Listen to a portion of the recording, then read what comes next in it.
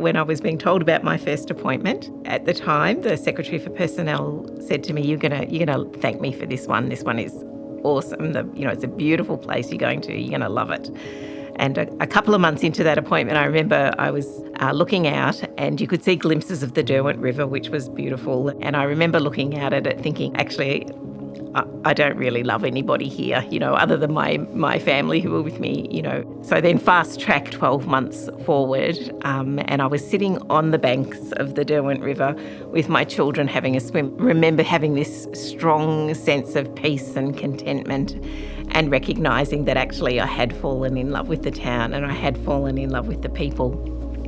And when we finished that appointment, there was a grandmother in the court and she was a bit of an artist and she painted me a picture of the town, including the river. And the first thing when she gave it to me that my eye was drawn to was that spot where I had sat with my kids while they swam. And it was just this real sense of, God is in this with me. Another one that I would talk about is just under 2 years ago, I walked the Camino de Santiago, which is a very long 800-kilometre pilgrimage.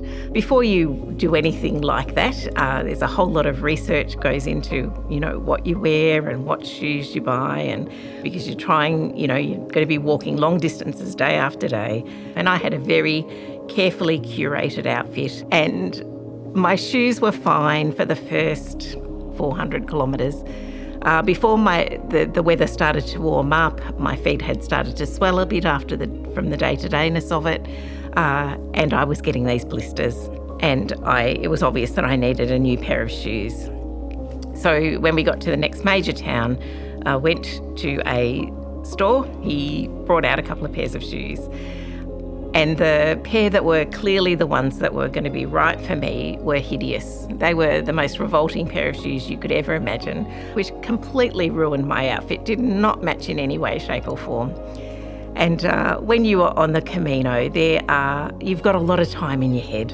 And I was thinking about my feet and my shoes and the issues that I was having. And there was, again, just this real sense for me that I had so carefully planned and curated how I thought it was all going to go, right down to what I was wearing, what shoes were on my feet, and the symbolism, I guess, of having to wear this pair of shoes that I would never have picked for myself in a million years, actually were the right ones for me. And that for me was just God saying to me, Brenda, stop trying to control and plan and manage everything in your life.